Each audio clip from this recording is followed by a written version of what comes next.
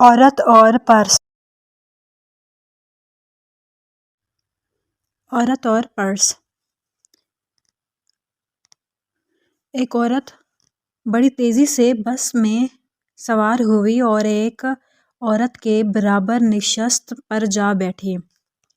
اس کے پرس نے ساتھ بیٹھی عورت کو چوٹ پہنچائی۔ عورت خاموش رہی۔ اس عورت کو خاموش دیکھ کر عورت نے سوال کیا کہ تم میرے پرس سے چوٹ پہنچنے کے باوجود خاموش کیوں رہی؟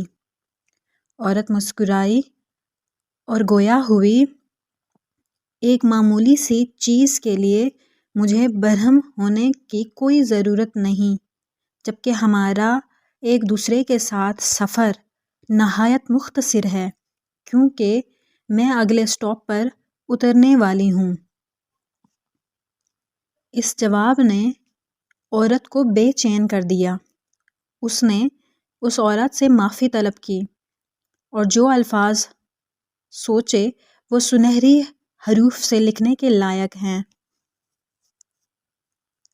ہم میں سے ہر شخص کو یہ سوچنا چاہیے کہ دنیا میں ہمارا بہت مختصر وقت ہے۔ اس مختصر وقت کو بے جا بحث و تکرار، حسد، کدورت اور دیگر رنجشوں سے تاریک نہیں کرنا چاہیے، اور یہ خراب رویے وقت اور توانائی کی بربادی کا سبب ہوتے ہیں۔ کیا کسی نے آپ کی دل شکنی کی ہے؟ پرسکون رہیے، سفر بہت مختصر ہے۔ کیا کسی نے آپ کو دھوکہ دیا، ذلیل کیا ہے؟ ریلیکس رہیں، دباؤ کا شکار نہ ہوں، سفر بہت مختصر ہے۔ کیا کسی نے بلا سبب آپ کی بے عزتی کی ہے؟ پرسکون رہیے اور نظر انداز کیجیے، سفر بہت مختصر ہے۔ کیا کسی نے آپ پر ناپسندیدہ تبصرہ کیا ہے؟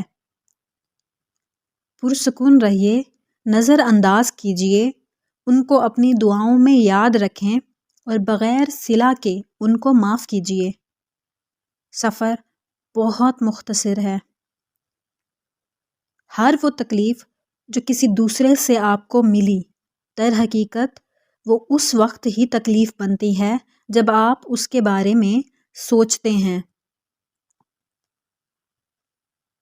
یاد رکھیے، ہمارا ایک دوسرے کے ساتھ سفر بہت مختصر ہے۔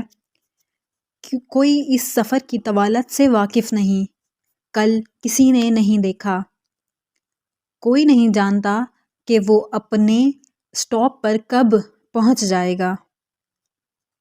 ہمارا سفر بہت مختصر ہے۔ آئیے اپنے خاندان اور دوستوں کی تعریف کریں، ان سے ہنسی مذاق کیجیے اور ان کا احترام کیجیے، محبت کرنے والے اور درگزر کرنے والے بنیں، کیونکہ سفر بہت مختصر ہے۔ Thank you for watching.